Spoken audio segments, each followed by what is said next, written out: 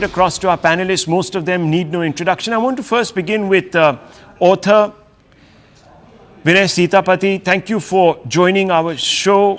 Obviously, the entire issue has taken on a political cover, but I'm not here to talk to you about politics, Vinay Sitapati. You've written two instrumental books. One called The Half Lion, PV Narasimha Rao, and the other called Jugalbandi, that talked about the years when Mr. Vajpayee and L.K. Advani were not just in power, but were coming together to shape an alternative politics in this country.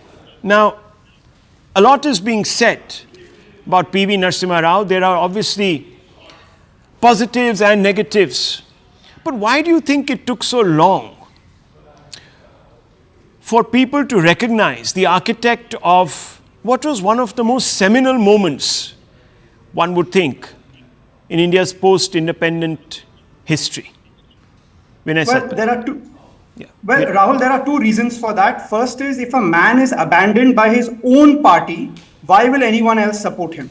Deng Xiaoping is seen as the architect of modern China because his own party says that. Whereas the Congress party has always, underplayed Narasimha Rao's dramatic role in liberalization, has not spoken about his role on welfare schemes or foreign policy, and gives too much of the blame for him on the demolition of Babri Masjid. So that's problem number one. The other culprit for playing down Narasimha Rao's role in transforming India is Narasimha Rao himself. Now, all of you on the screen have worked in institutions and organizations. Large institutions like the Indian state don't change very easily. You have to pretend to continuity to bring about change. Narasimha Rao's genius was to pretend that he was not doing anything, pretend to be boring, pretend to be silent, all the while, as my book Half Lion, How Narasimha Rao Transformed India shows, dramatically and on a daily basis outmaneuvering the Congress party, outmaneuvering the opposition, outmaneuvering business houses, outmaneuvering trade unions to bring about, frankly, the most lasting economic change India has ever seen. So I would say two culprits. One is the Congress party that has destroyed its own, and second is Narasimha Rao, who had to hide the fact that he was making unpopular changes. That is because he didn't want to ruffle feathers, also perhaps make some leaders insecure. Also, he was a very weak, but also Rahul, he was a very weak prime minister. The Congress party hated him. He was a minority government. To give you some context to the viewers, the two governments before him, both minority governments, collapsed within a year. The three governments after him, also all three minority, collapsed in roughly a year's time. That he lasted for 5 years itself is a miracle. That not just he lasted, but he made about these kind of changes, required him, like Deng Xiaoping, to pretend to continuity while bringing about radical change. That is the art of Narasimha Rao. So why did the Congress have such a problem with PV Narasimha Rao? I mean, this is a man...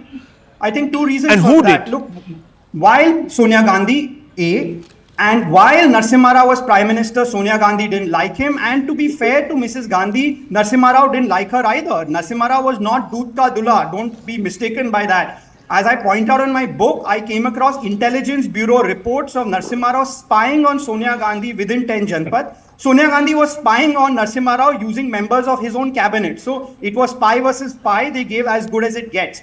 What I think is a tragedy is once Narasimha Rao was out of power, once he was weak, once he was vulnerable, the party shouldn't have treated him like this. As I pointed out in my book, his dead body was not allowed into the Congress headquarters. It was kept in the footpath. And what is worse, as I pointed out in the beginning of my book, when his funeral happened in Congress-ruled Hyderabad, his dead body was left unattended after the funeral pyre, and stray dogs pulled at the pyre. There are videos of this. That's just, that's inexcusable, right? And it shows to a lot of people that if a man is abandoned by his own, and make no mistake, he was fundamentally a congressman. But if his man is abandoned by his own, who else is going to stand up for him? Who else is going to stand up for him? Yes. And this is the criticism, isn't it, Kamru Choudhury? You're a member of the Congress party.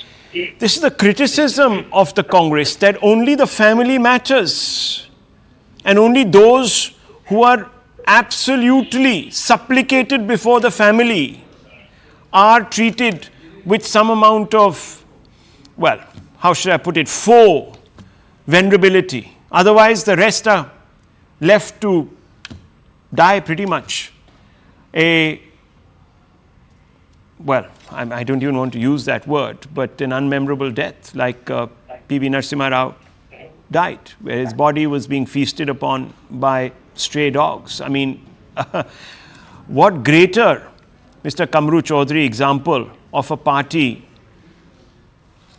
rallying around only those who were courtesans really to the Gandhi family and disincentivizing merit. No wonder the party finds itself where it is, Mr. Choudhury.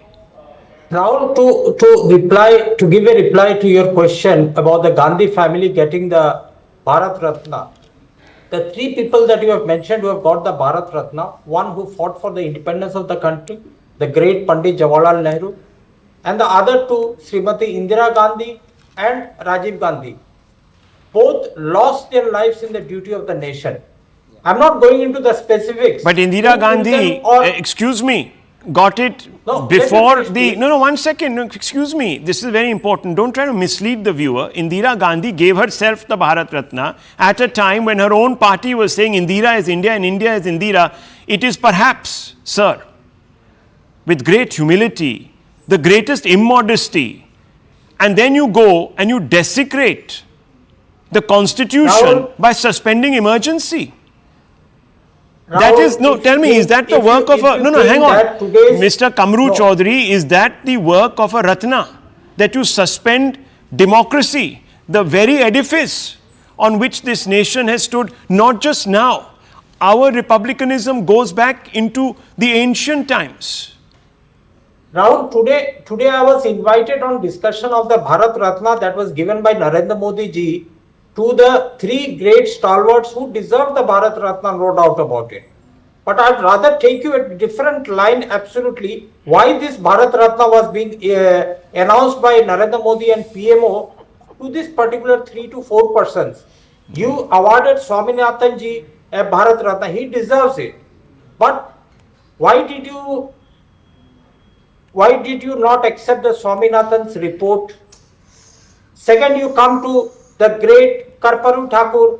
Where were you all these days when you get in the caste equations right? You get in Chaudhry Charan Singh. In the same 1979, Chaudhry Charan Singh castigated the Sangh Parivar and the RSS, saying these people, they are not allowing to get into any of the public meetings without tackling me. All the more reason you should congratulate Mr. Modi for being an inclusive leader. Rahul, I mean, far from being an exclusivist, far from being a demagogue, far from being anti-federal, far from being self-obsessed. Here he is. Okay, Mr. Chaudhury, this is... The country is facing right now. Oh my God. I don't need to speak about PV Narasimha Rao. If PV Narasimha I think this is very insincere. Is given a Bharat Ratna, it's no doubt this is insincere. A great honor, and ex-Prime Minister is getting it. This is literally, this is very insincere. Come on. If it for the economic reforms of the country, then Manmohan Singh... Just the other day, the Prime Minister said that I respect the commitment of Dr. Manmohan Singh. Anyhow, let's open it up. Okay, sir. It's all political. Just because they were instrumental in demolishing the Babri Masjid. Okay. That's a section of the people. They think it to be. However you may vilify the Congress party, the fact remains, two Prime Ministers have sacrificed their lives for the country. Now, viewers... But never in their life, viewers. They have given... Chaudhry Sahab, 1 sec. Magnitude okay, calm down, Chaudhry Sahab. Manipulations. Okay, I've literally touched I think I've literally touched a raw nerve.